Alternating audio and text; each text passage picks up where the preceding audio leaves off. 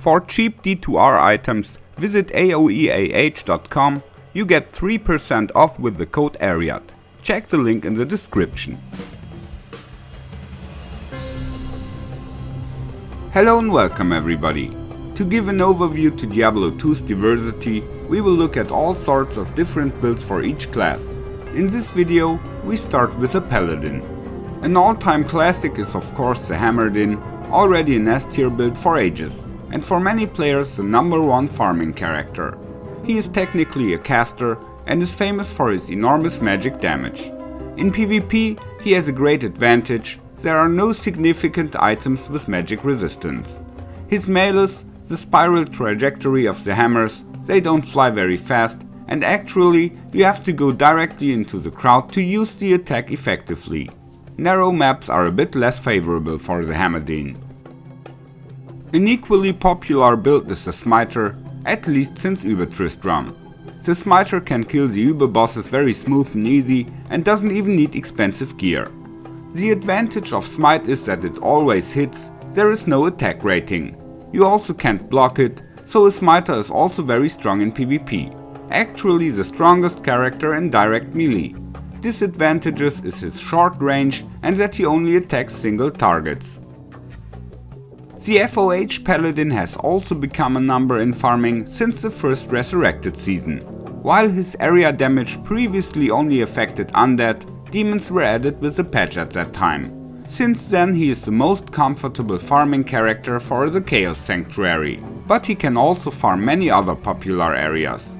Animals are his only weakness, so no cow levels. In PvP, FOH Paladins exist for longer. Their single target damage is lightning damage. FOH and Smite can also complement each other very well, because they each compensate for the weaknesses of the other. The Templar Vindicator does exactly this. In PvE you skill FOH only for the magic area damage and additionally work with Zeal and Smite, so he is an all-arounder who can do both farming and Übertristram. In PvP on the other hand, you skill FOH on lightning damage. Here is the mix with Smite so awesome because it makes the build very flexible in combat. You are very strong in both melee and ranged combat and can use the switch tactically. There is also a whole group of paladins that rely on the elemental damage of their offensive auras, the so-called Aura-Dins. There are different builds for each element as well as various mixes. The classic Aura-Dins generate the aura themselves, the modern ones get the aura by items like Dragon or Dream. So they only have to skill the synergies and can activate another aura at the same time. Most popular is the dual Dream Tesladin because he can also wear an Enigma for teleporting and simultaneously has his Conviction aura, which lowers the resistances of the monsters and also their defense value.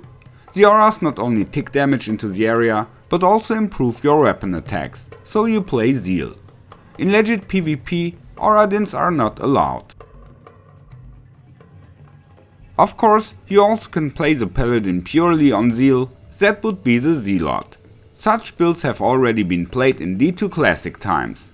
Nowadays, rather a character for true fans. In PvE there are stronger alternatives, and a PvP Zealot is extremely expensive. I will soon build the perfect Zealot in offline mode, then you will see why. Charge is a much used skill, but only few paladins make it their main attack. I have built one with a war pike and it was actually quite playable. Most monsters get blasted away in just one hit, champion or elite. What's also nice about the Charger Din, he can use the physical Thunder Charm effectively. The Ranger Din is technically also a charger, with the special that he carries a bow in the weapon switch. And not just any bow, it should be a Widowmaker. This way the Paladin can also fire guided arrows. He also has a strong aura to push speed and damage, and he can reach up to 100% deadly strike in the bow slot with his equipment.